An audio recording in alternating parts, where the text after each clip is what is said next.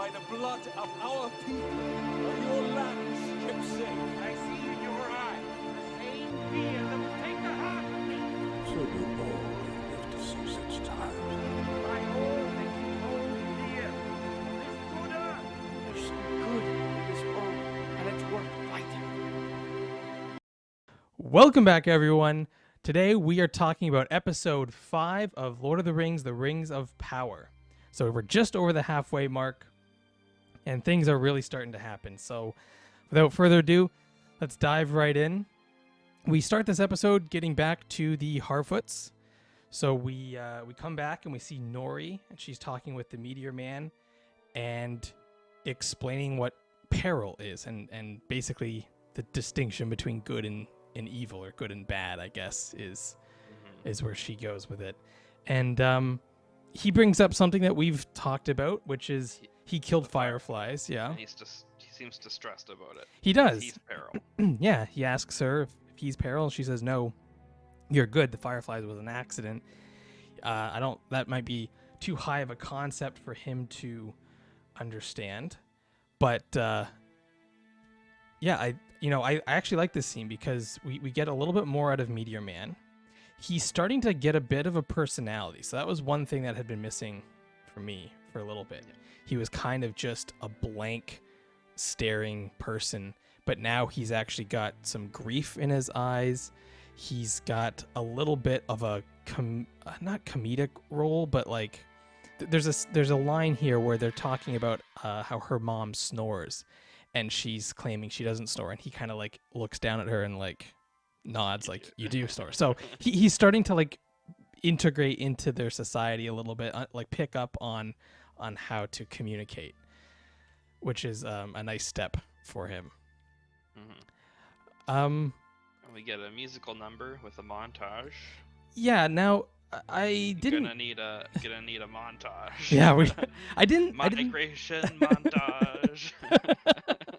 I didn't hate it. Okay, I didn't hate the song. There is a callback in the song. I thought it was okay. Not all who wander are lost. Yeah, I thought it was okay. So this is something Nerdrotic said, actually, is that he is gonna be Gandalf, and this is where he got that line. He can't. So I don't think he is Gandalf, but I mean, we'll see. Nobody knows here. What I will say though is he tells Bilbo a line he learned from the Harfoots. Yeah, which, I mean, I guess it's kind of a fun little story, but I don't particularly like it myself either. Regardless though, regardless of the speculation, I actually didn't think we needed this montage. So I think because we had an entire episode that was Harfoot free, a time jump of them going from place to place, I already thought that had happened. So I guess they were just sort of showing it on screen to catch us up onto what the Harfoots have been doing. But I actually didn't really need it. So, it was a fine montage. We got to see the map again. I always like seeing the map, but I just thought it was I just didn't need it. And then we see the crater being examined by, I'm just gonna call them the creepy people. The creepy people, yeah. So I guess they are tracking this meteor, and they think that because they think that it's Sauron. Is that what we think about these people? Yeah, that's what I've heard. Yeah. And so they've tracked it to this crater, and they examine it, and I guess they conclude that it is, because they don't seem they seem like to exchange a look like we're on the trail, right? We're getting close. They don't seem to be confused or upset, but maybe I'm just not picking it up.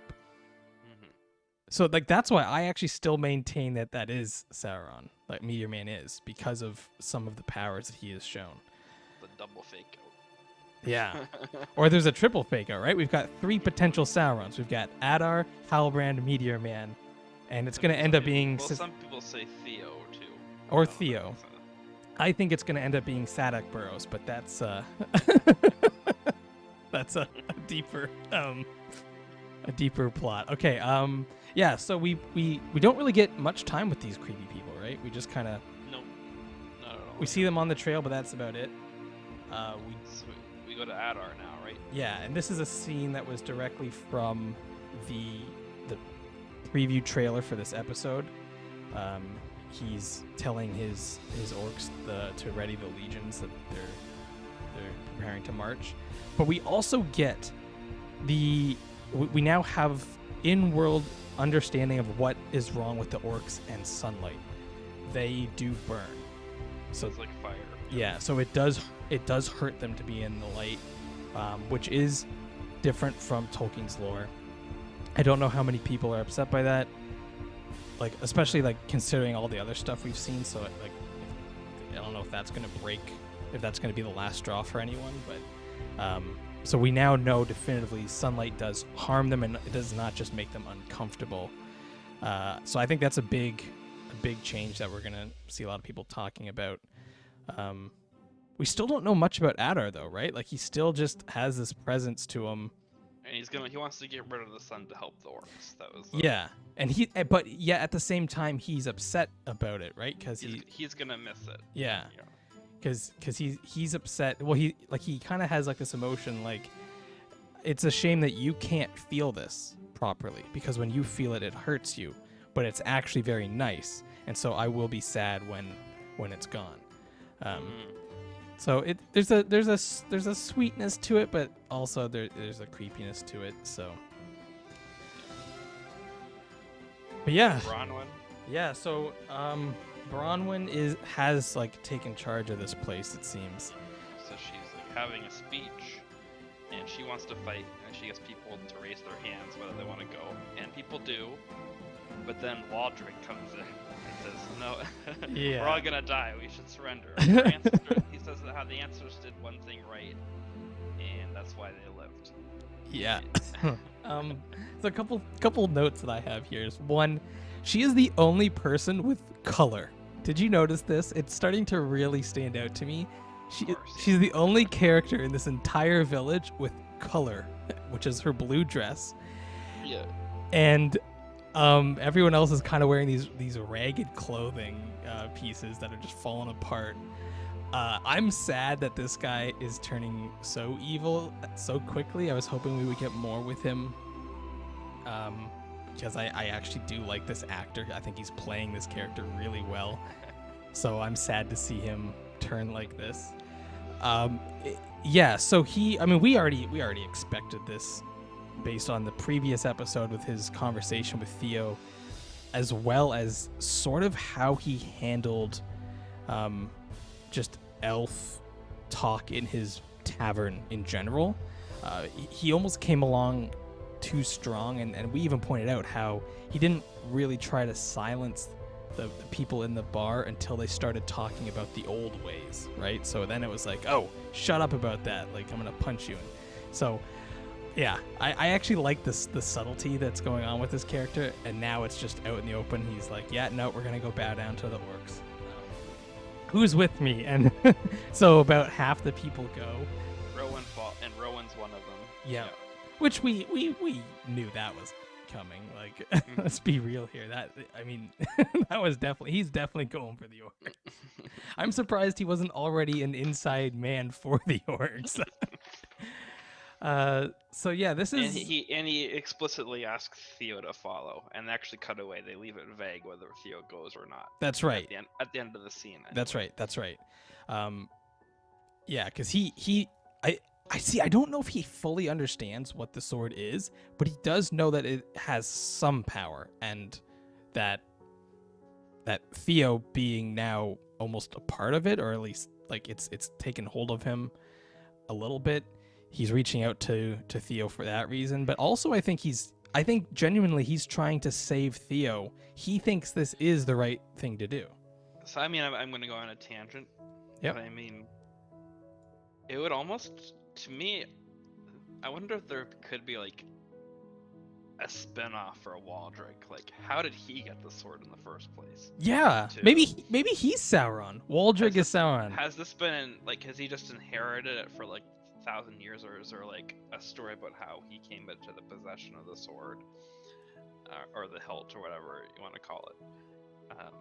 I don't know, but I wonder if like that could be. That I am interested. Me too. I'm interested. Me too. In fact, I'm gonna make an entire video dedicated to how he is Sauron. So anyway, we end up at Numenor. Yep. And it's Elendil and Isildur, and Elendil won't let Isildur go to war because he's not qualified. Yeah. So they had more than enough volunteers, and he is still. I mean, to be fair, I thought he was kind of doing this because he was worried for his son's safety, which might still be the case.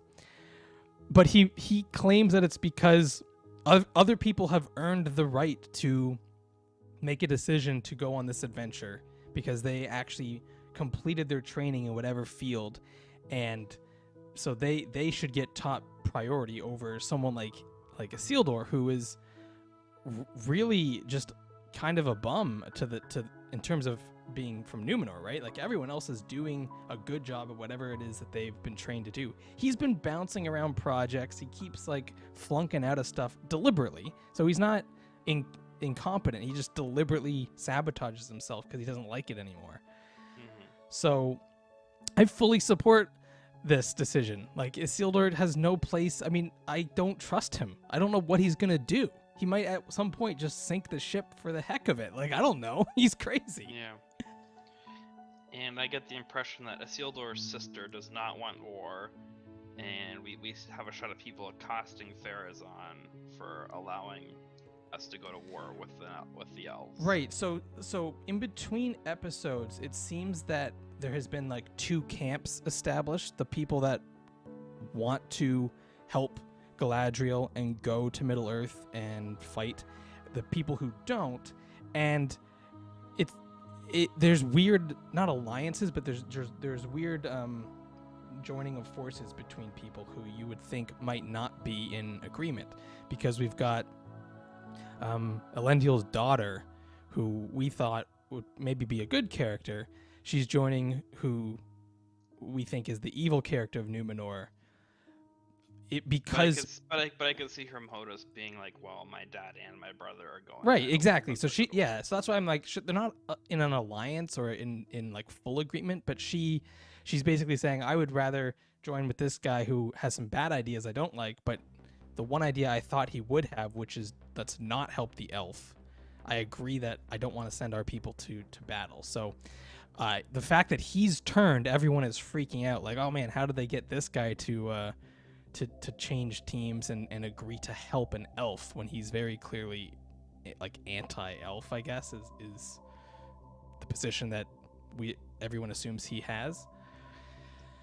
Mm-hmm. And then Kemen confronts his dad about the issue too. Yeah, no, so she tells him to do that, right? So yeah. She's like, you gotta talk to your dad about this, and he's like, he never listens to me. And she kind of grabs his hands and it's like, then speak louder or something like that. If you ever want to hold my hand again, you must speak to him. That's what I was getting at. So this is one of the lines of dialogue I cringe at in this episode. There's not as many as some other ones, but in this one, so he says, my father's, when I open my mouth, my father's ears close. She says, then speak louder.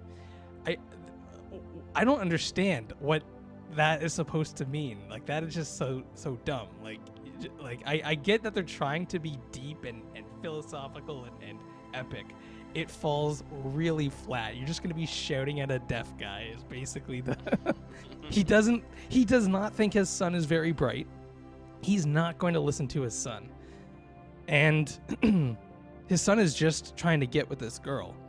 He doesn't care one way or the other. So really, like, this whole scene is just ridiculous to me. He could have just talked to his dad, just like asking his dad. We didn't need this, but I get they're trying to do the rom-com or rom-drom, whatever is going on between these two. But that conversation doesn't happen yet, does it? I think that's... Yeah, no, it happens right after... Oh, okay. Right after Isildur gets mad and storms off, we cut to Pharazôn being like walking out of this court. It's not the courtroom. It's the court, the Queen's court. He's walking out, and everyone's yelling. And then we get a cut to these two characters standing, and she's telling him, "You need to go talk to your dad."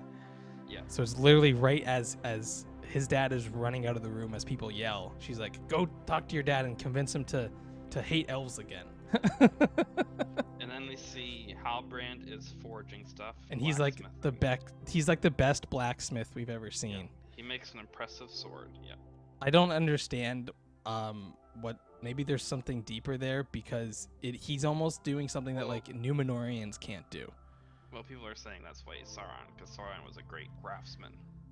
Ah, there you go. Wink, wink. This guy is almost too. But there's so many, like, unless this guy also has amnesia, there's so many instances here where it just, what is Sauron's endgame? If it is Halbrand and he knows he's Sauron and he's trying to do this something evil, what is he? Well, his plan is crazy. See, I was gonna bring this up later, but like maybe Sauron for some reason actually does not have a plan to do anything right now. And Gil-galad, when he was like, we need to send Galadriel away, or else she's gonna awaken the evil she seeks to destroy. This is becoming that prophecy. When they try to stop the prophecy from coming true, they inadvertently make it happen. Right.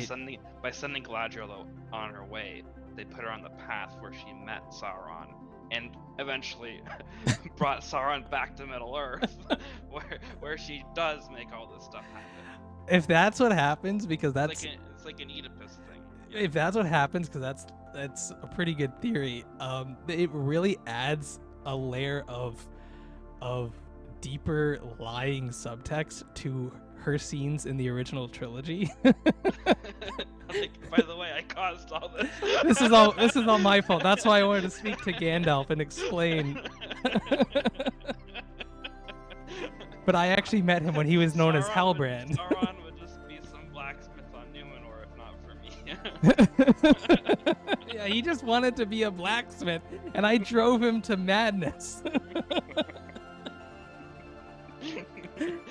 Yeah, if that's what happens, that's hilarious. But it would be like I agree. Right now, the only character who seems like Sauron and has a plan is Adar. The other two either have amnesia or legit don't want to be Sauron and want to be good, but slowly they're being dragged towards bad things. Yeah, he makes an impressive sword, and then he's called to a meeting with Muriel, Galadriel, and Pharazôn. Yep. And he mentions that they talk battle plans, and he says that they'll go after the watchtower of Ostirith next. Yeah. And Galadriel had volunteered Halbrand to reunite his people and participate, and we get that Galadriel smirk that everyone hates. So she, once again, she is rubbing people the wrong way, because Halbrand has explained many times he doesn't want to go back there, and in order for Galadriel to get the queen to agree, she had to bring up his past, which he was trying to keep hidden. So it's another thing that she did against his wishes. And she basically volunteered him. And then when he finds out, like, she could have warned him about all this, but instead she waits until he's in the presence of the queen regent, that is. And it's sprung on him that, oh, this whole plan is reliant on him going and basically proclaiming himself king of the Southlands. Like, that's essentially their plan.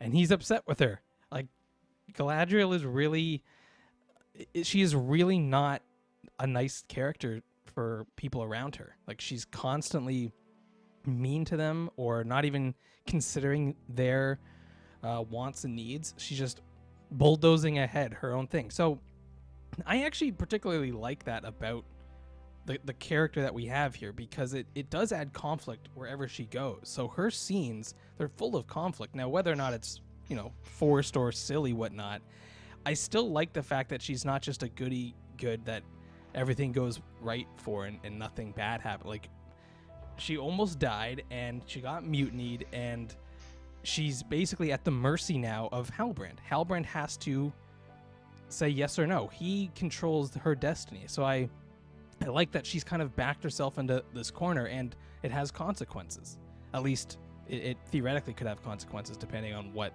the decisions are from other people. But yeah, so Halbrand kind of he's not on board yet, so he storms out. Yeah, and Muriel's called to meet her father. Yes. And we found out Halbrand got his guild crest by telling Therazan that Galadriel was heading to the tower with the king. Oh, So, yes. Because he's not allowed to be a blacksmith unless he has a crest. Yeah. So that, like, when we first see him being a blacksmith, it does catch you off guard because we've already established he's not allowed. Yeah. But yeah. They gave him a crest to do that. Oh, and he also tells her to find another head to crown. Yes, which I actually think is a neat idea because he's already told her it's a lie, like he's clearly lying, but he's told Galadriel, oh, I just found this on a dead person. So he's like, you could literally pick anyone and say they're the king.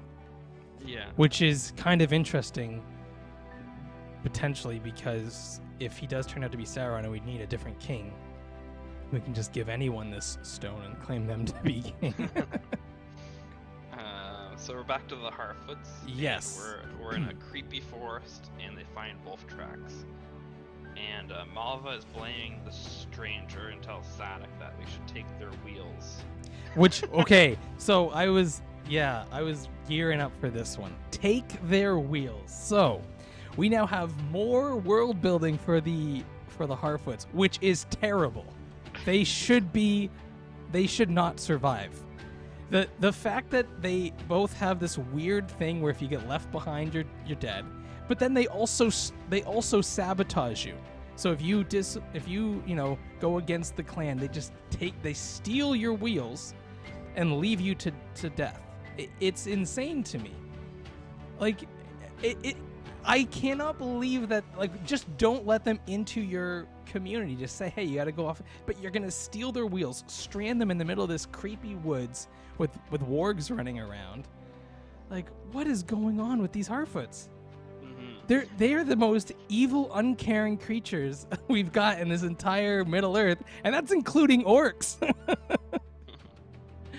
Since we see Malva gathering fungus, and then Poppy and Nori run to her to say they found a wolf, and we get like a fake jump scare as Nori and Poppy tell her that. And then the wolf actually does howl. And they all run. Eventually the stranger ends up tackling the wolf or something like that. Yeah, he just grabs it. He just straight up grabs it and throws it. And it's like a ground smash. Yeah. And then he does a ground smash to like repel all the wolves. Yeah, now that hurt him or something. Like, he doesn't quite know his power. It hurt his arm, yeah. Which I guess it's kind of, so this is where I kept thinking this guy is Sauron. So in a couple scenes earlier, we saw the orc exchange with Adar, and Adar says, show me your arm. And then his arm gets burned. And then in this scene, we've got Meteor Man do a ground smash and his arm gets hurt. And then when he dips it into water, it gets really cold, which we know the Sauron does that as well. So that's why I keep thinking this guy is Sauron.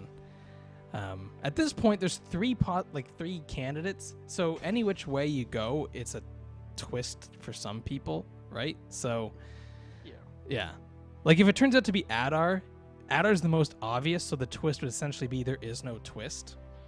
And then Halbrand and Meteor Man are both suspects as well, and I guess there's like a 50 for me. It's like a 50-50. I could go, I can see both ways. I like your idea of Galadriel essentially angering Halbrand so much he becomes Sauron. I think that's really funny, and it would go completely against any like feminist interpretation of this. But I'm personally I'm in the Meteor Man camp, I think, right now. So we're back in Numenor. Well, wait, we also get oh no, we don't. You're right. We're back in Numenor. We just see the injured hand yet. Okay. Yeah. And so Galadriel ends up training the volunteers, which include Isildur's two friends. Yeah. Now, I mean, if we want to nitpick, why are they using real swords that are freshly forged by Sauron. But I guess she's that confident that they won't hit her. Yeah. but like even before these new recruits were training with steel blades that were, I guess, now maybe we can say, oh, maybe they were dull blades, like from, like maybe they requested Halbrand to make dull blades for their sparring. But then why did he put such craftsmanship into it? Like he made these swords like really fancy, and if they're just like practice swords, they're almost too nice. So like it seems like this in medieval and fantasy stories that always stand out to me, because I would be fine to see them be training with wooden swords, and even maybe having some complain and say, hey, I want a real sword, and someone saying you're not good enough or something like that. Like we see that in Game of Thrones. I like that aspect. But here, Galadriel has been recruited to train them, and the challenge is for these guys, if anyone can land one blow on her, they get promoted. So there's a reward here if you can best the elf. And though eventually the one friend, do you have his name? I forget his name. Verindor? Something like that. Yeah. The guy that he got that. Oh, I just lost your audio. I don't hear you. No.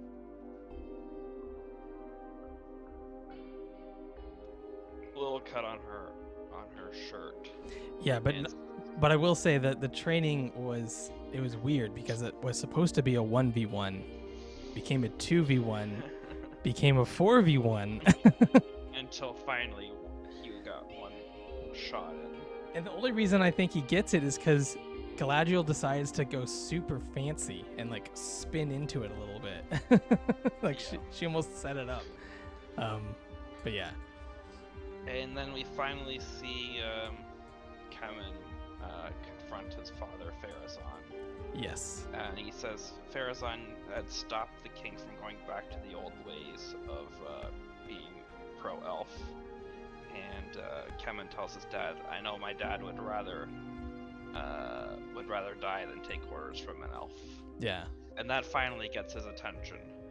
And then he tells his son that elves will be taking orders from us by the time this is done. And then he says that he has his own. Pharazôn is politicking. He has his own motives, and it's for Numenor to gain influence over the Southlands.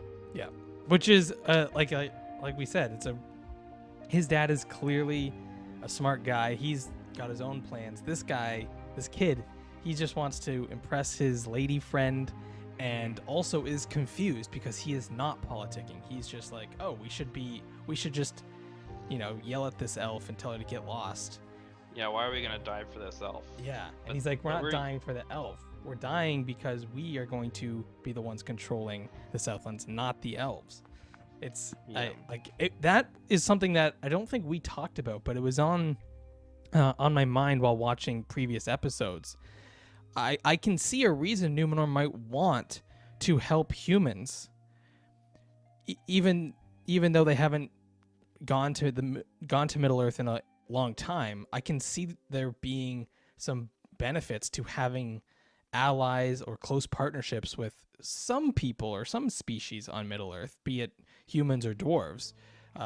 Because after you lose the trade with the elves, they're very isolated. Like it's going to be tough for them to maintain their wealth and their ways on their own out in the middle of the ocean. Mm-hmm.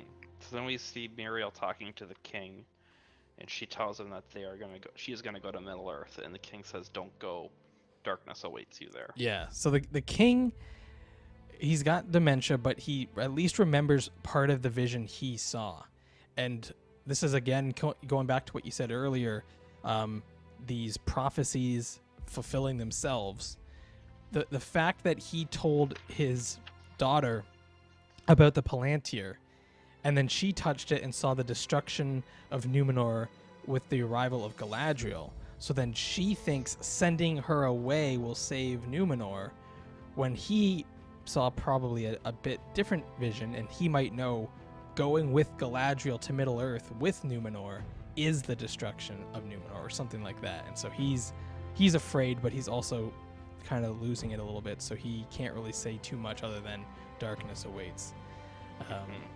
So yeah, I think it's pretty clear and ominous that Numenor has potentially gone in the wrong direction on all of these decisions so far.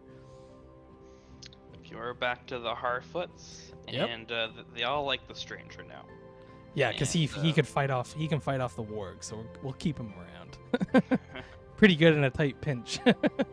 So then we see the stranger freezing the water with incantations, and his arm starts to ice up. So he's like healing his arm. I think this is what he's doing. Then Nori touches his arm, and her hand starts to freeze too. And then eventually she goes flying back, and it seems like Nori is scared of his power now, and she runs away when he turns to talk to her.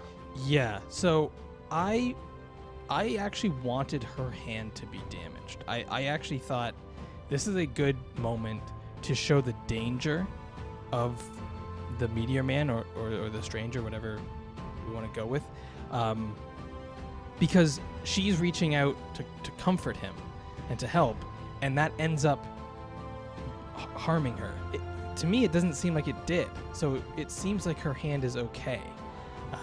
I really had hoped it would hurt her. Not that I actually like this character, but I wanted there to be a harsh lesson in getting mixed up with these powerful beings and how even just being around them, you're in jeopardy because of what they can do. So I thought that was a missed opportunity to have a really severe lesson here. Instead, she just kind of is now scared of him a little bit, but she was fine. She's barely hurt, so I don't really know why she's freaking out so much. I mean, yeah, you saw what he did to those wargs, so you've probably felt a bit of that wind blast yourself. Yeah. So now we're in Lindon with Elrond, Durin, Gil-galad, and Celebrimbor, and they are toasting, along with other elves. They're sitting around this table, and they're toasting a union between the elves and the dwarves. Yes. And Gil-galad asks how Khazad-dûm was so successful so quickly. And Durin says something snarky, right? Yeah. And then Elrond de-escalates. We don't see a lot of de-escalating in TV shows anymore. We don't, so, and this is why I think you and I are one of the few that have really been praising the character of Elrond. It's not the Elrond we knew from Peter Jackson's movies, but this guy is actually learning. He's one of the few characters learning lessons and actually understanding them and showing that in his follow-up actions. So here, he knows both his own king's harshness as well as dwarven culture's harshness. And he knows that the elves and dwarves are out of touch with each other. And he wants everyone to be friends. So I actually really like this scene. I think it's one of the better written scenes in the entire show so far. I always love a good dwarf versus elf battle of wits and dialogue there. I like having dwarves and elves at a little bit of odds with each other. Yeah, and Elrond offers that explanation of their lives. Having a shorter lifespan, dwarves will try to produce more in a shorter amount of time. Right, and also elves maybe forget what, like, because it seems like nothing to them. Elves will forget to even find out what new technological innovations the dwarves are creating. They won't even notice the slow progress between 20, 30 years. They'll just say, oh, how did that happen in the blink of an eye? Well, it didn't. 20 years is a long time.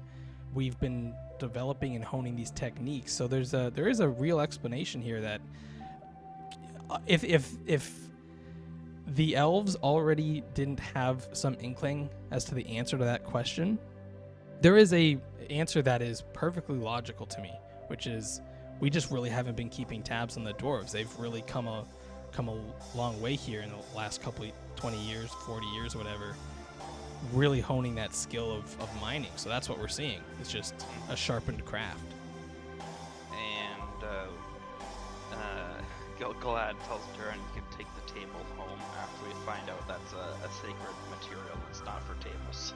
Yeah, no, I actually, at the time of that moment, I was like, oh, maybe there's a story here about some ancient dwarf king gifting this table to the elves. Like, where did the elves find this table? Yeah. So I actually thought there was going to be more to that. I guess we'll get to that it. later. we'll get to it.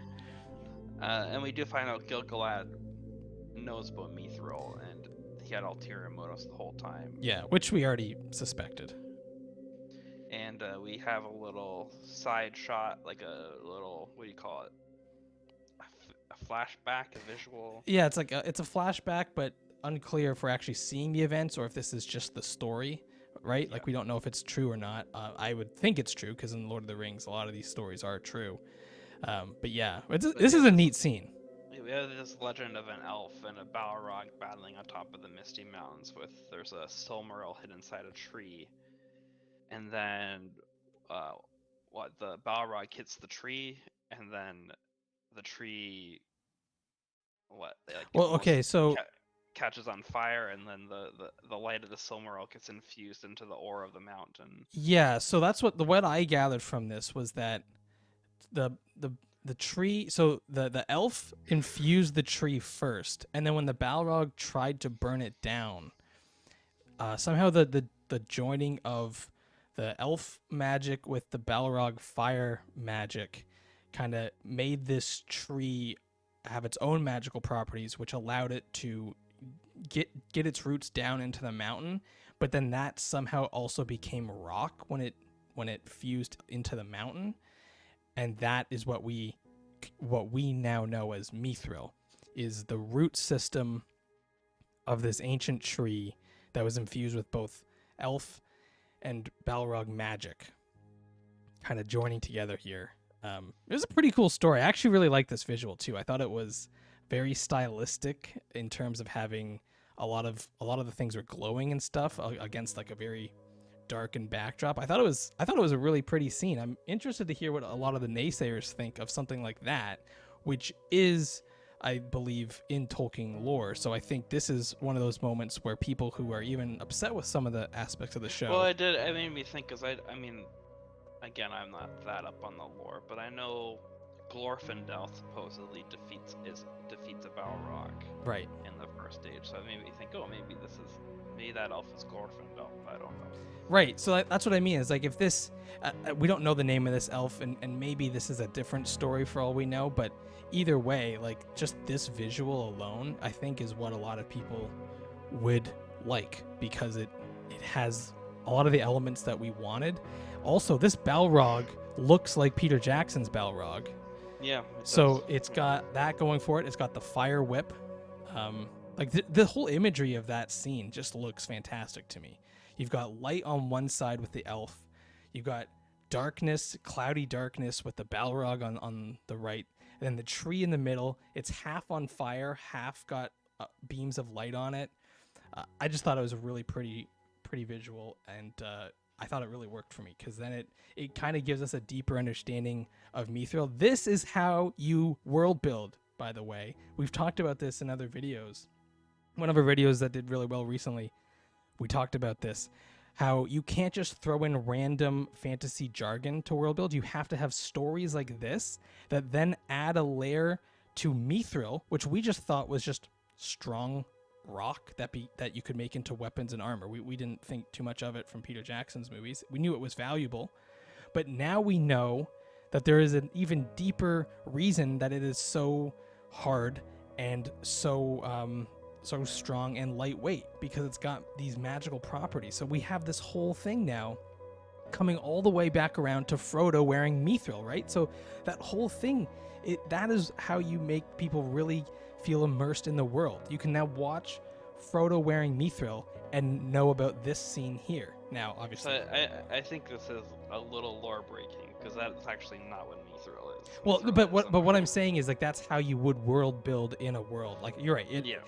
I'm talking about just from some Amazon's. So, like, apparently Numenor has Mithril mines as well. Ah. That's something from the lore. Okay. Or the Tolkien. Well, lore. and that's what I said. Maybe this is just a story that the elves believe or whatever. But my point is, it world builds the world that we're watching here of Amazon's Rings of Power world. This has now opened up a lot more. It's not just a throwaway line about like cream or just random bits that don't seem to make sense without any other context. So anyway, I liked how they told this story, but yeah, it potentially breaks lore. I don't know if the elves are just either don't know what Mithril is and this is just a story they have, or if this was Gil-galad lying. Like, I don't know. If it is just a story, that means that this getting Mithril will not do anything for them because it has nothing to do with the Light of the Valar. That's right. But anyway, Elrond insists on keeping Durin's secret, and then which is big. He is being confronted by his king, who knows, by the way. Like, this is where it gets really weird. Well, the it gets king a little knows. silly because the king knows, and then he's like, "Well, you saw it, right?" And he's like, I can only tell you I saw something secret. I'm not allowed to tell you what the secret was. So while I'm watching this, I'm like, so that's a yes. That's a yes. They found Mithril. I can't tell you though. No. All I can tell you is that they have a secret, and I'm not allowed to reveal that secret. With Gil-galad, see, this is what Nerdrotic said, but Gil-galad's too stupid to realize that he is sitting there with Mithril. Well, this is so it's not like, okay, it's hard to break this down because it's really weird. He is asking him point blank, do dwarves have Mithril? And Elrond goes, I swore an oath, I can't tell you. If it was no, you would say no. So it's clearly yes. Like, so to me, I'm like, so this is actually a loophole. He is now out of breaking his oath to me. Like, the elves already knew about Mithril. They're just like, we need true confirmation that they have it. So, but for me, he's already out of his oath. They know about it. They know he knows about it. Like, everyone knows. But they keep this thing going for like 2 scenes, because he does it at the dinner table. They do it again at the tree in that clearing where we see where he grants Galadriel and all of her mutineers passage to Valinor. That tree has now been corrupted. Yes, so the tree is sick, and the light of the Eldar is fading, and Gil-galad asks again if they have Mithril, but Elrond still says, I can't tell you whether they have Mithril or not. Yeah. So I said I would keep whether they had Mithril or not a secret. Yeah. Now, if it were in can you imagine the secret is Durin pulls him aside and says, our secret is we don't have Mithril. What's that? Well, we don't have it. Yo, what are you talking about, Mithril? We dwarves have been up and down these mountains. No such thing. Yeah. So it's a pretty silly scene. We're only pretending to have Mithril so that we like, can. Like, remember Game of Thrones when the richest guy in that city, what was it called?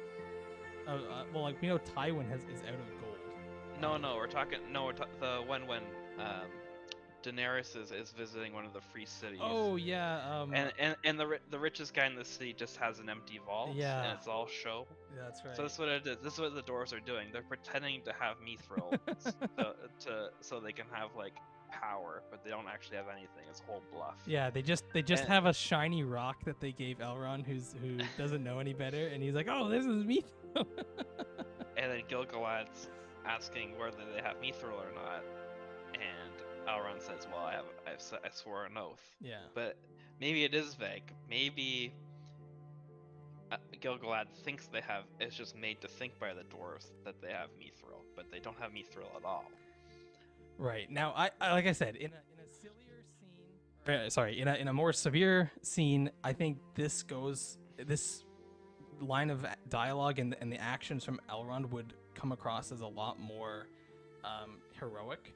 Here, it's just because you're so frustrated with the conversation. It's so obvious they have mithril. Yes. Yeah. So yeah, I thought this was gonna be an easy way out for him, where like, oh, they already knew about the mithril, and they just sent me to befriend the dwarves. So I'm not even like, there is no oath now. Like, they already knew about mithril.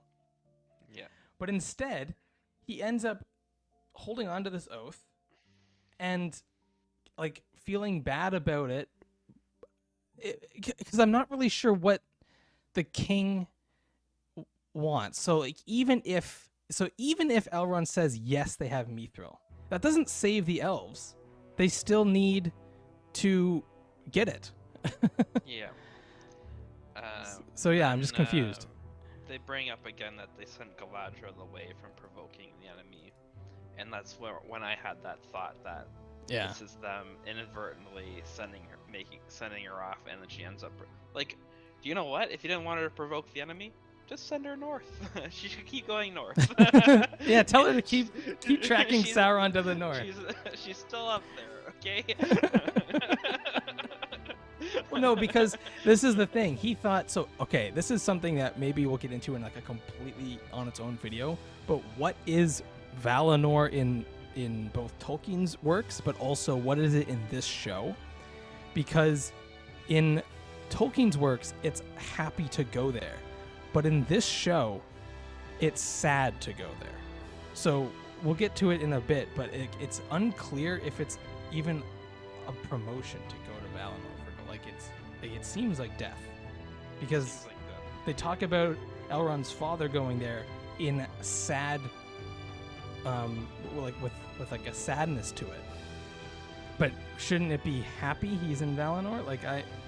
So it's confusing both to Tolkien. Like, I've seen people who are renowned experts on this on YouTube, in books. They don't even really know what is going on with Valinor. But then this show, it seems like it's clear it's sad. So it's just very confusing. But also, there's something that is still kind of confusing about the scene, and that is the elves could just leave. But Gil-galad is like, we don't want to leave because then the orcs will take over the world.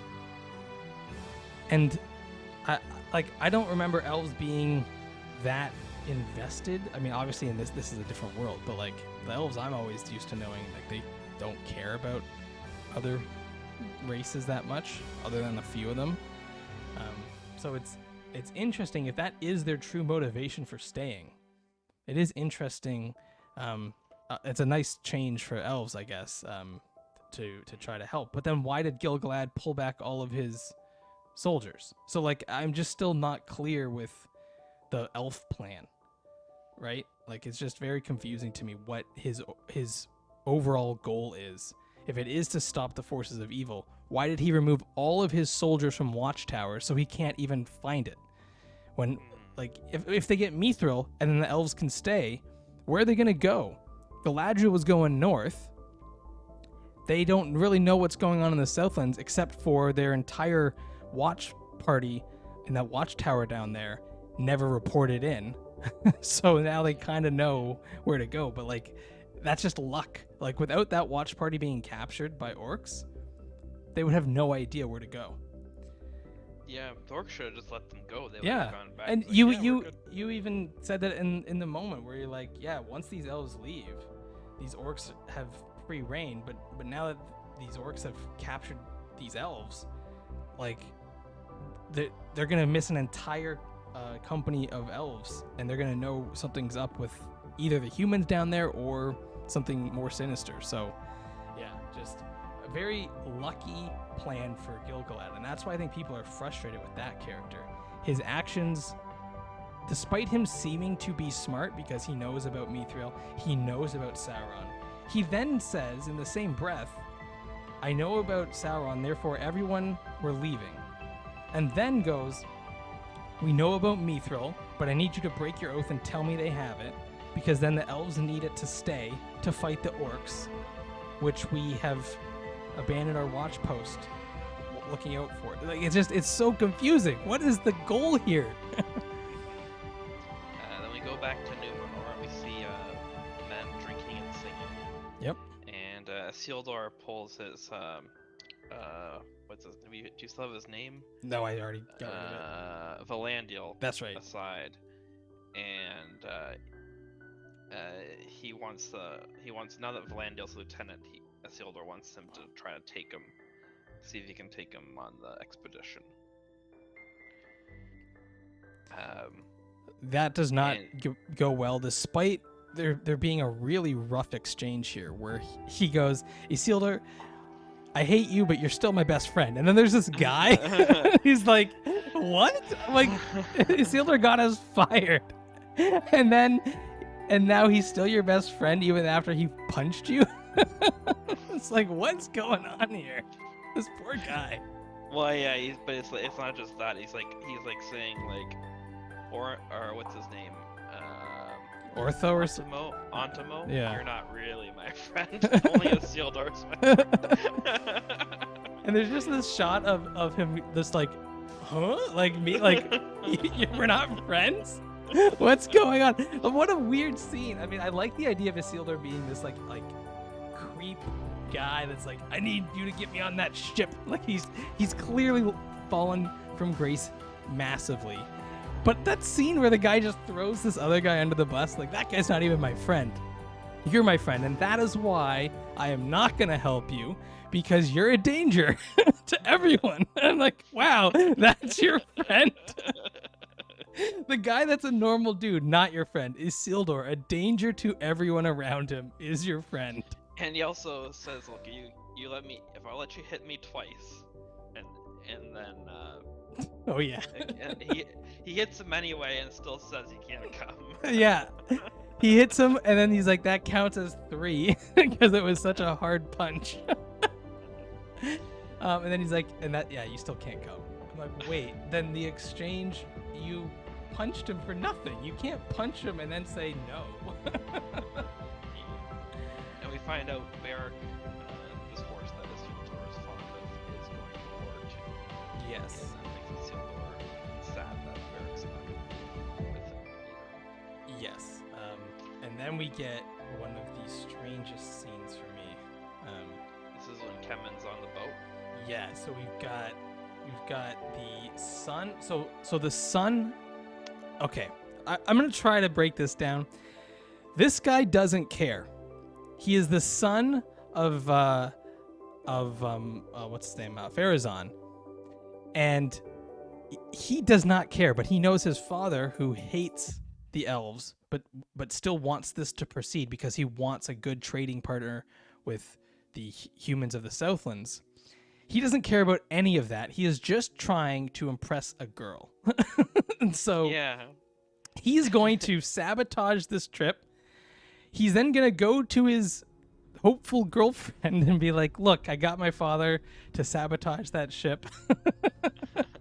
So now we can be together.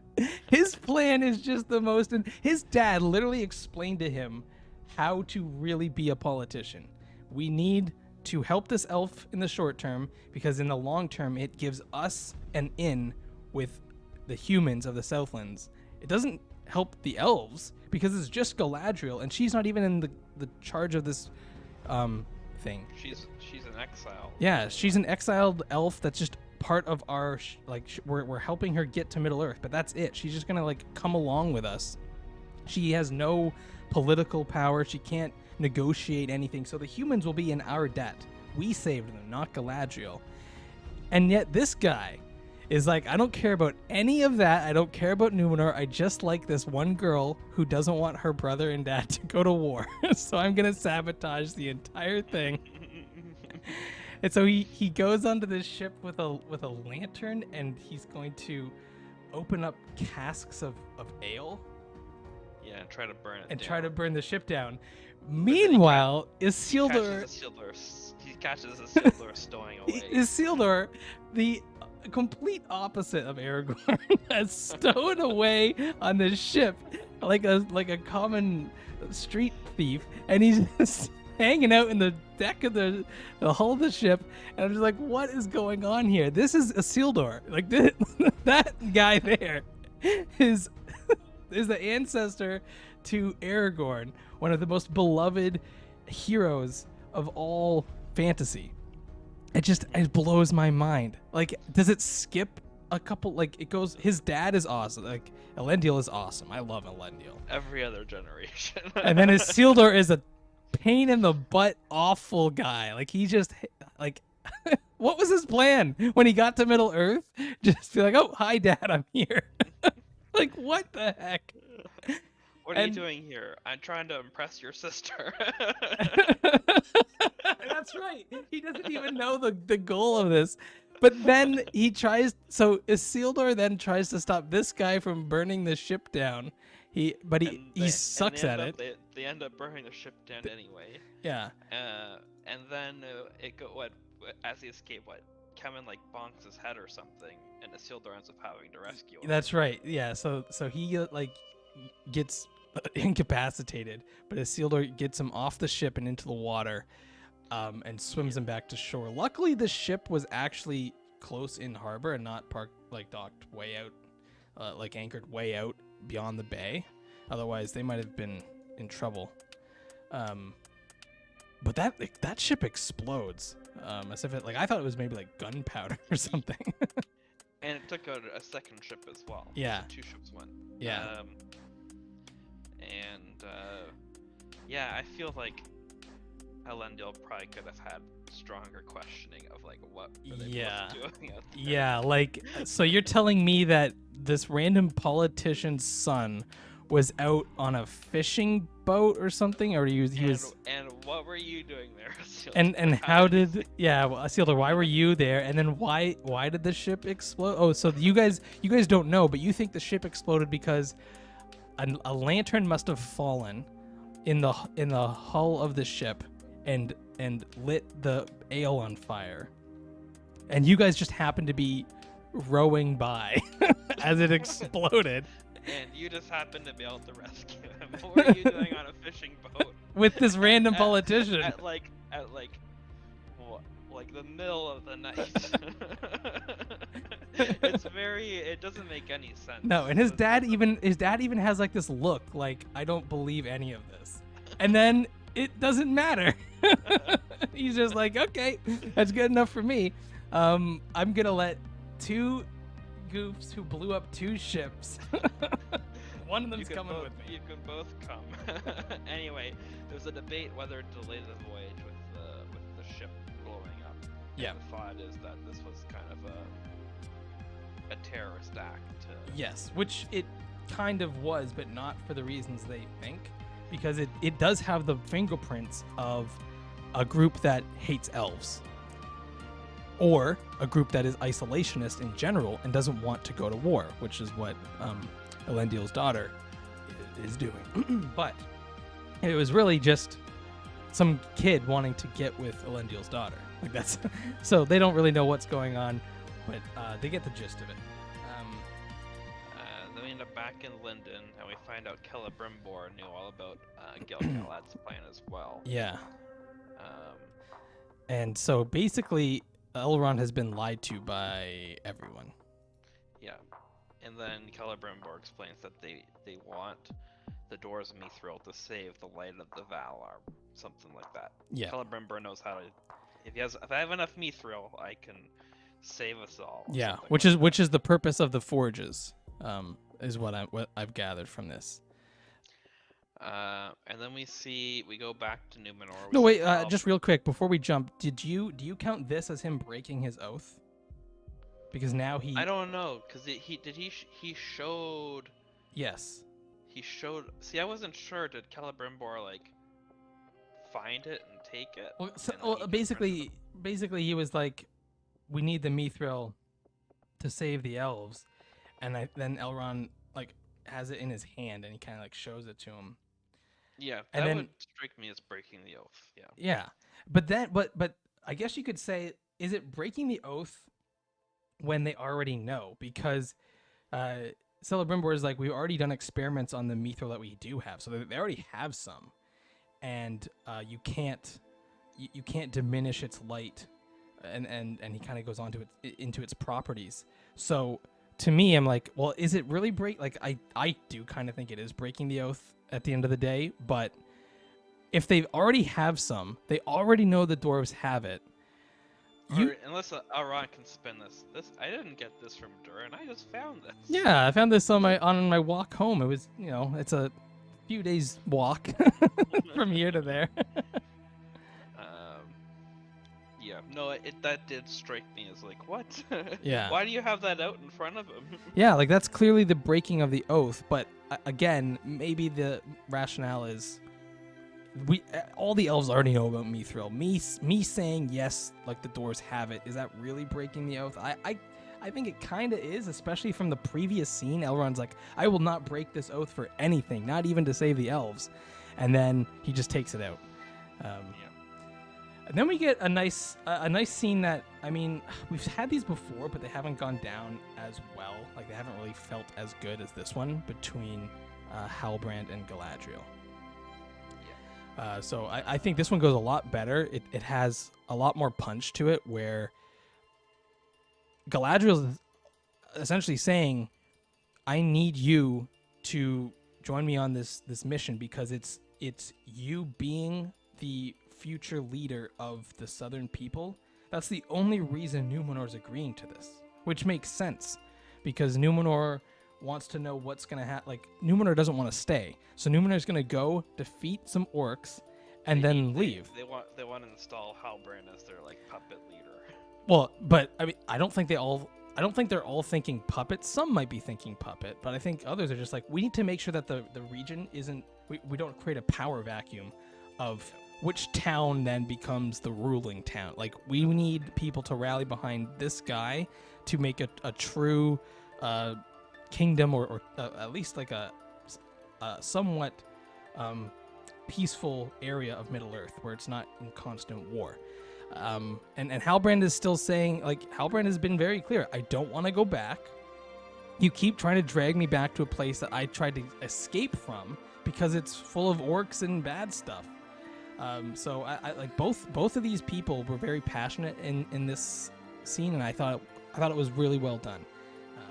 It kind of reminded me of the Aragorn and Theoden scene when Theoden's like, last I checked, Theoden, not Aragorn, was King of Rohan, and you're like, oh man, these two are like not seeing eye to eye, yet they're both very passionate about what it is they want done. Yeah, I'll just read my notes. So Halbrand says he has a dark past, and he swore. What did I write here?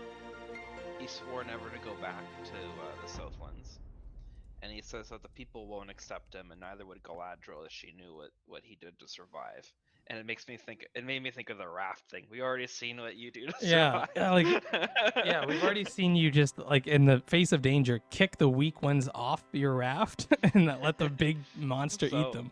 We already know what you do to survive. And then Galadriel brings up you have to touch the light in order to see the darkness, or yes, that's right. Or you have to touch. Yeah, you have to touch the darkness. Harkening back to her. Boat thing. And they're mixing, as this discussion's going, they mix in a shot of Waldrig and the villagers surrendering to Adar. Yes. Yeah. But we'll come back to those guys. And then we have the line from the trailer, why do you keep fighting? And then Galadriel says, because I cannot stop. Yeah. And Galadriel keeps pushing Halbrand to come to Middle-earth, and then it kind of ends there. Now, I will say that like Halbrand also has kind of the hints of, well, I guess it's more than hints, but like they're trying to lay the groundwork for him to be a pseudo Aragorn, right? Like, he's troubled by his own ancestry and what they did when they sided with the evil on the evil side of Morgoth. So he's worried about his own inklings potentially towards the same choices. Well, it's exactly. Yeah, didn't that Arwen said that to Aragorn? That's right. You're a Isildur's heir. You're Isildur's heir. You're not Isildur himself. Exactly, and we have that exact same thing here. Different wording though, but see, this is better. Like, it would be way worse for them to literally copy line for line Arwen and Aragorn, because that's not this relationship here. But this, it works Men here. like you, but not. you yourself. or Yes, something like and then Galadriel fully admits. I think it's maybe a bit too. She maybe knows herself a little too well in this scene because she fully admits that she's just out for vengeance and she can't stop anymore. Like it's now this is her only thing is to keep driving to kill orcs and kill Sauron. Like that's all she Yeah. has. I'm sure other people, because there's a part where he says, and this is more Halbrand being Sauron thing. He says, "I'm sorry for what happened to your brother," but it sounds like it's almost too personal. Like I'm sorry in the sense that I actually did this directly to your Yeah. brother. I'm sorry I did it to your brother. Yeah, I know. I just want to stay here and be a blacksmith now. That's a different time in my Yeah, life. I'm not that guy anymore. You said yourself.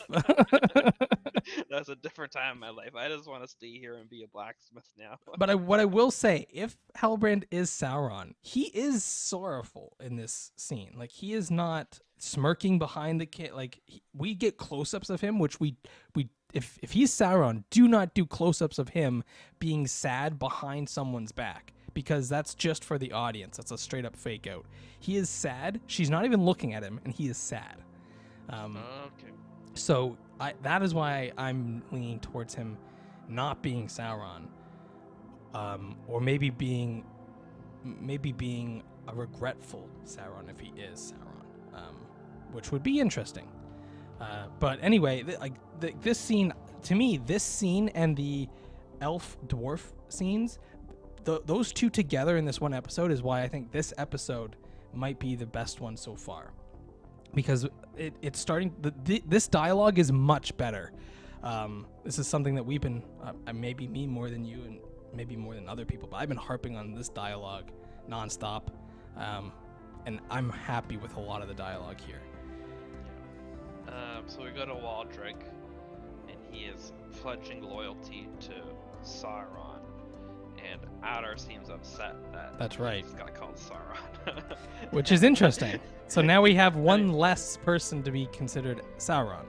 Then he throws Waldreg aside, and Waldreg says, "You are Sauron, aren't you?" Yeah, like, And who he are says, you? Well, I pledge loyalty to you, whoever you Yeah. are."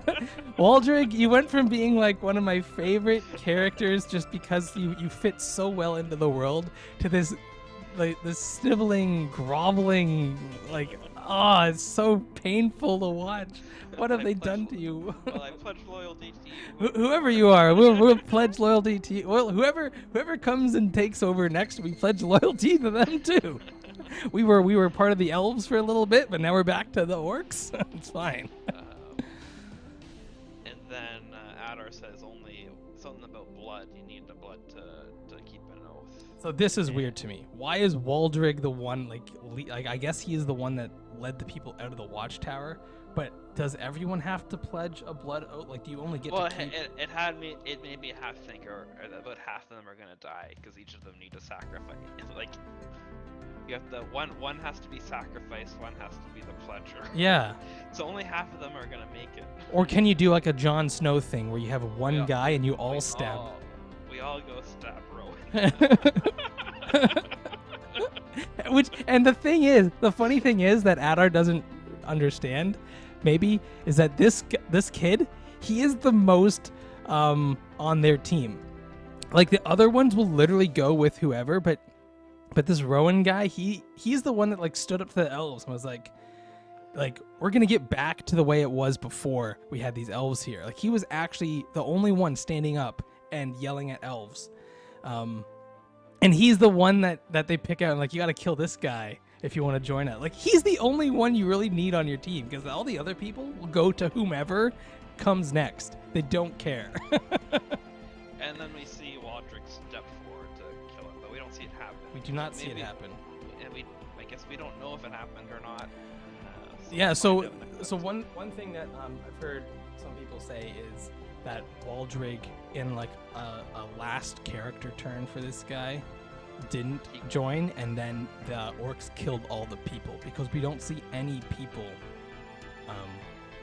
with them in a later scene. So that's just one thought, but like I don't know. Like it's clearly a cutaway. They want to leave some mystery there. Well, I mean, think about it. He could. I mean, he's not gonna do it. But he could pull whatever. Remember when Arondir was thinking of killing That's right. That's right. Because Adar's literally holding him. He Yeah. could go over and instead of stabbing Rowan, he could just stab Adar. Yeah. And then maybe the orcs bow down to him now. Ooh, that'd be a good twist. That means we get to keep my favorite character. And he says, then he turns to the orcs and says, haha, I was Sauron all along. Yes, yes. The Fellowship of the Two Kings called it. the random tavern guy was Sauron. Oh man, if I'm right, I'm gonna just have a whole video about how I called it. But now we get a nice scene here with Theo. Arondir and training Theo with the bow and arrow, and Theo asks why Arondir is staying, and it seems like Arondir likes Southerners, and then Theo's like, why would you stay? You know we're trash. Yeah. Half of us left, and then Arondir is like, well, half of you stayed. And I just thought, wow, Arondir is like a glass half full kind of guy. Yeah, yeah. Really, He's optimistic. Yeah. He's like, I expected like if you guys are really trash, all of you would have left, but half of you stayed, so you're only half trash, and I can get with that. I'm a glass half full type of guy. Plus, I'm dating your mom. You're my son. Oh my god! If Theo is an elf, oh what a twist! If Theo's half elf, that could be a thing. I don't know. Yeah, you heard it here first, folks. Theo, the half elven. Then there's like this weird reveal where we see Theo's sword hilt thing, and then we also see this old sculpture of it. Right. Which we like. It's not a reveal to the audience because we know that this sword is what the orcs are looking for.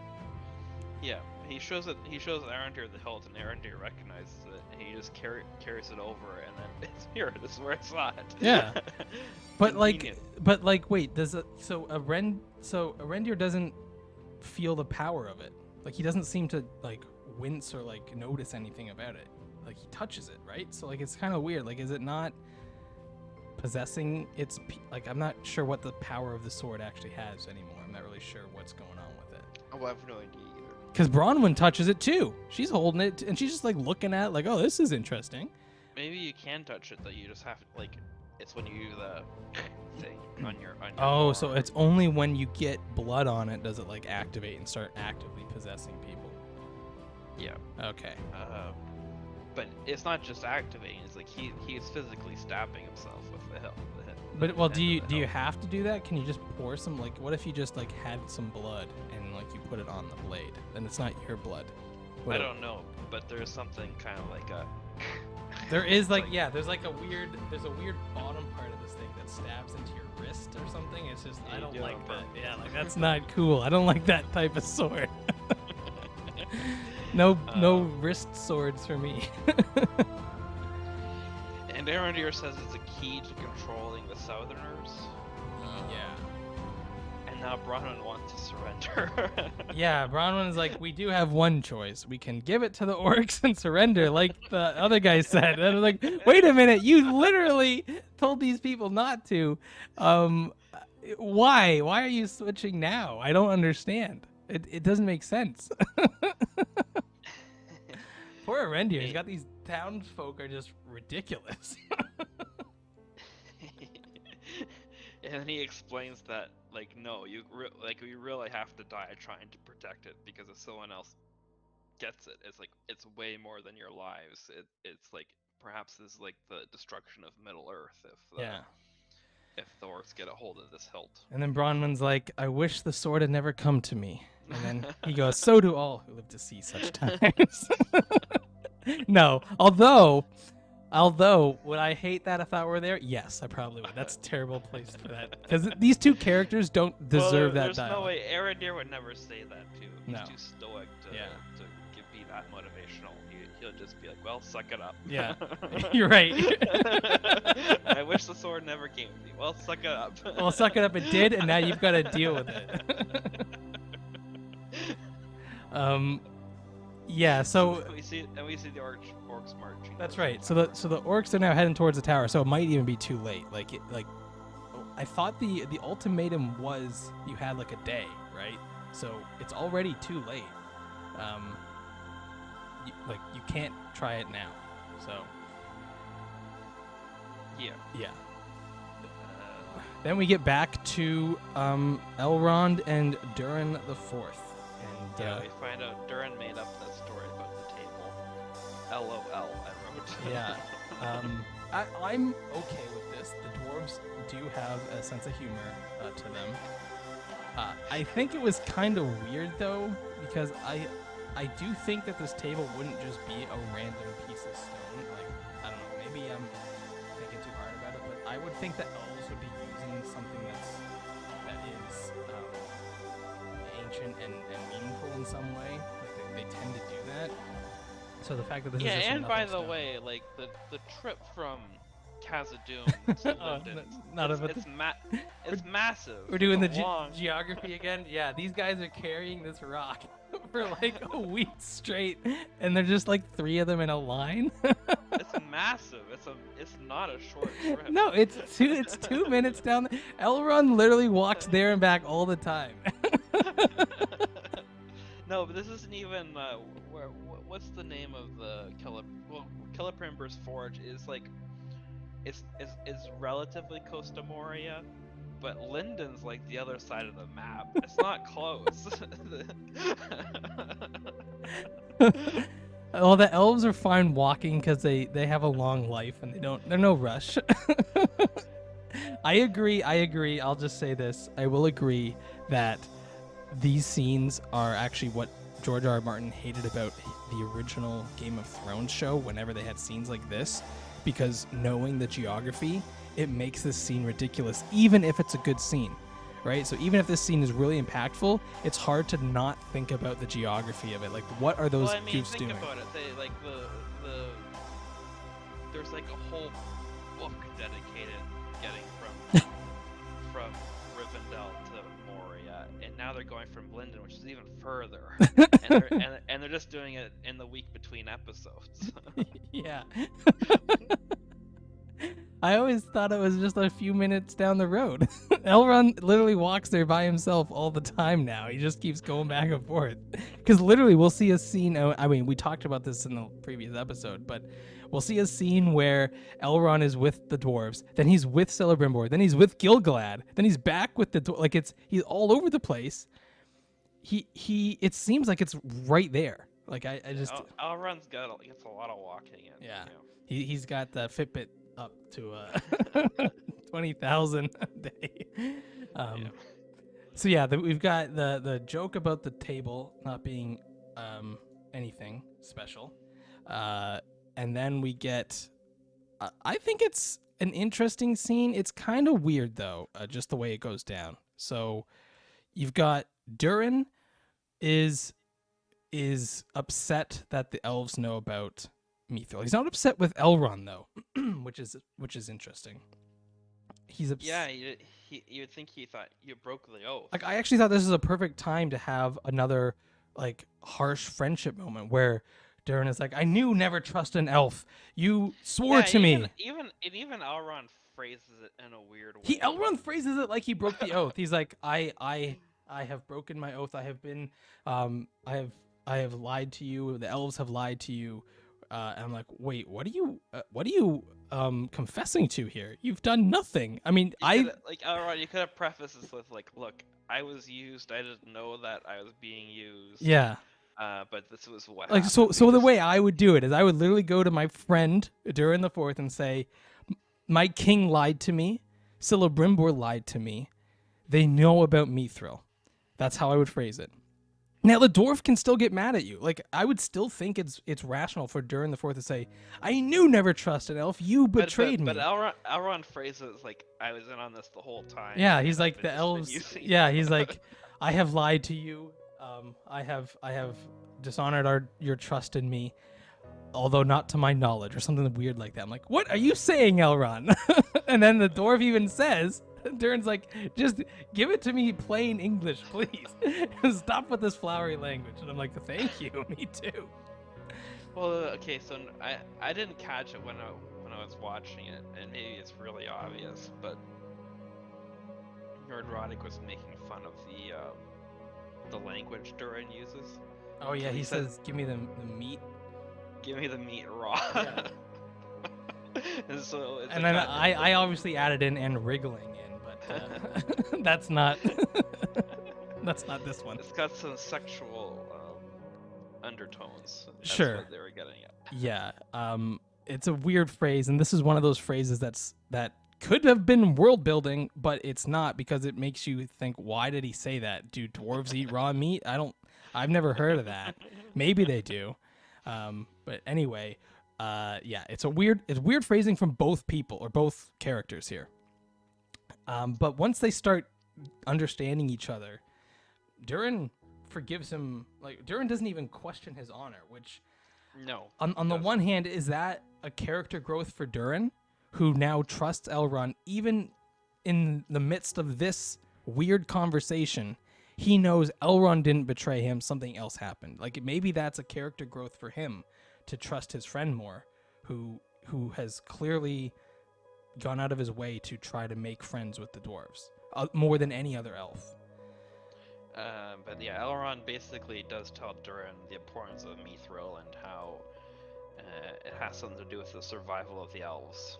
Yeah. And No. Durin really likes that the elves need him. In fact, he makes Elrond repeat it a few times. Yeah. Which I will say, Elrond handles this very graciously and gracefully. Like, he does it very sincere, even though Durin is kind of being a bit of a dick here and kind of like, okay, tell me one more time, who do you need to save you? It's like, okay, Durin, we get it. You guys are gonna save the elves. Stop being like this. This is your like. If this was Gil-galad, maybe I would say, okay, go in this direction. This is your friend, Elrond. Like, this is not some random elf. So it's a bit much for me to do that to your friend, but Elrond handles it very gracefully and says, look, we need the dwarves. The dwarves are very important to our survival, and we are requesting your help. So I think Elrond handles this perfectly, except for the start. He could have just said what was going on without being weird. And then Durin agrees, and he says, okay, we just have to convince my dad now. Which is gonna be fun. I can't wait, because now, so we've seen now Durin with the king of the elves, but we have not seen Elrond with the king of the dwarves. We've just seen these two together, and they're both friends with each other. Like, they both trust each other. So now we're gonna get the opposite. So before, it was Durin kind of having a go at the elf customs and making fun of their lack of knowledge of rock.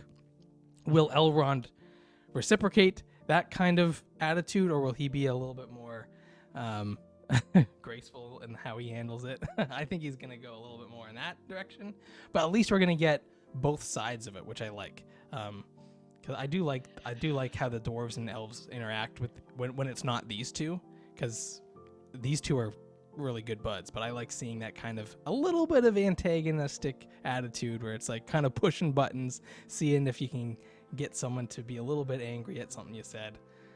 Yeah. I like that. So then we go back to Halbrand, and we see he's looking at his crest. Then yeah. he gets summoned. Then he gets summoned by the queen, and he leaves the crest behind. Yep. And then fake out, he takes it. Yeah. So and then we see him in armor. I lost my shit at that scene. So what I would have rather seen is have him, after his fight with Galadriel, have a 2-second scene of him going back to the forge and putting the crest somewhere. Then go to the elf and dwarf stuff. Then come back, have him get requested to see the queen. Have him leave, pull out to show the crest still there, and then have him go back. But to have him put it down and then get it like in the same scene within 2 seconds, that is such a bad fake out. It's so dumb. I cannot believe that. Like, so frustrating. Anyway. and then I wrote to war. So we're all going to war. Yeah, everyone's happy. And Isildur's sister is left alone with her dad and her brother gone. But she's gonna have a boyfriend now. Okay, she's got a boyfriend. That's great. And Elendil got Isildur his post back, and we find out that he's gonna be sweeping stables. So. Which is fine for him, it seemed. Like he takes that pretty well. I thought he was gonna freak out and be like, "How dare you? I am the son of the captain. I get like." I thought he was gonna be a little weenie about it, but he takes it and is like, "Yeah, you know what? I kind of don't deserve to be here, so I'm gonna whatever I can to stay on this ship." So I do like that aspect about it. And then he's friends with his friend again. Meanwhile, like the poor other friend is like, "Oh, damn it. This guy's back. That means I'm out of the picture." And then, we get Halbrand and Galadriel in her shiny new armor. Right. And that kind of, because we were talking about how that armor looks Gondorish before, and now we find out if it originates in Numenor. Now we understand why we were able to pick up on that. Which was the ancestor of the Gondor. That's right. Then that makes sense. Yeah. So like because she didn't have armor when she got here, so she's now borrowing armor. So it makes sense. And people were annoyed by there's a crest on her chest plate. It's like a star. And I can't remember the details, but people were saying there's no way that Galadriel's armor would have that because it belongs to some other house that she has like a little bit of a rivalry with. It turns out that the shape of the star wasn't exactly right, but it still explains it because it's not her. She's borrowing it from the Numenorians. But even if it was, as now I don't know the deeper lore of this, so I can't. Maybe I'm off base here, so people take this with a grain of salt. But even if it was the house that she was in a bit of a rivalry with, I thought it might have actually even added to this whole. Well, you have no armor. You are here requesting our help. Here's the armor you get, and her vengeance on Sauron pushes her to not even care about what's on her armor. She does not care. She doesn't care what she's wearing. She just wants to kill orcs and kill Sauron. So I think that would have almost, like, even if it had been the right crest, it would have added to this character trait of hers, which is pure vengeance. Right. And which is why I actually think, now I know this is not the Galadriel we know, but I like that they're really leaning into this. She's not wishy-washy on this. Her character gets herself into so much trouble because she does not care about anything except for her vengeance. Which is if she ever does get the character turn that we're expecting, there's been a lot of buildup. So it's if it works, it will be a pretty good moment because we've had all this drag out to this point. Well, and I think we're due for some action. So that's the one thing that I will say the pacing is kind of weird with the show so far. I would like a few, we could have the next 2 episodes could be pure action, and then one to kind of wrap it up. But see, that's just a weird pacing for a show when you only have 8 episodes. Like, really, you need to space this out. There's different ways to do it. But anyway, yeah, we are due for some real action. We've had a little bit of it in some episodes. This episode we had a fight. Let's see that multi-billion-dollar budget. That's right. Let's flex some awesome battles. Yeah, because if there's one thing you can flex on Game of Thrones, I know we're gonna have a lot of people Game of Thrones fans in here.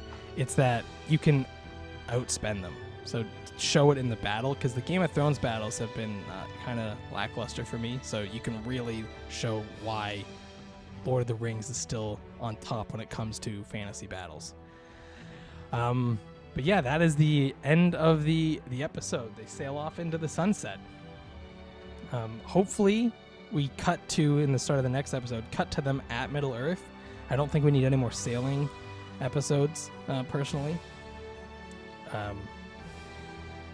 But yeah, there's actually a lot. So I think the reason I like this episode also is there's a lot that is still questioned. So what is going on with Adar? We have no idea. We're now even more confused because he doesn't even like the word Sauron. The Meteor Man and Nori had a falling out. We now know that both the dwarves and the elves both want something. Yeah, it'd be a wild twist if like Adar's actually the good guy and he's like using the orcs for good to like prevent Sauron from coming back, and then Galadriel inadvertently brings Sauron there. And yeah, imagine if the orcs actually were good under Adar, and then and they're going after these humans because these humans are bad. Yeah, the humans are trying to get back to Sauron, and then Galadriel shows up with Sauron and screws it all up. Yeah, there's a lot of ways that this can go down to make characters' decisions really foolish, which is good because it gives you, when you're watching the scene, it gives you that dramatic irony of knowing more than the character. Because we know the future for a lot of these characters. So already, any scene that has a recognizable character, we have that baggage, for lack of a better word, that comes with it. So we know about Elrond. We know he's not in any danger here. So you need to make his scenes compelling in other ways. Like, will he break his oath? How is he going to convince the king of the dwarves to give all of their mithril to elves whom the king doesn't like, to save the elves? You know what I mean? Like, those are real conundrums. Hopefully it's a challenge. It's not just super easy for him to walk in there and say, hey, we need this. But still, like, it makes you perk up when you say, oh, how's he going to do this? But yeah, I think that's it. We'd like to hear from you guys now. What did you think about this episode? Personally, my favorite so far, actually. What about you? And if you're going to rank the first 5 episodes, where you put this one? Oh, I couldn't even tell you. I didn't think it was the best one. No? But, okay. No, I don't. But I don't have a ranking. I don't. Gotcha. know. But yeah, so let us know if you guys do have a ranking. Where did you see this one? I will say I've actually seen some people put out polls on both Twitter and YouTube. This one does score higher than the last 2, just in terms of people's enjoyability. The last 2 I've been kind of saying they're middle of the pack. This one I say it's their best one so far, and that seems to be a bit of a trend. There's still a lot of people hating on the show, obviously, but in terms of the I like the previous one, I thought. Oh, see, I didn't. I thought it was boring. It didn't have the Harfoots. We got more dwarves. True, I will say the pros to that one: no Harfoots. Yeah. Harfoots are awful. But anyway, let us know down below.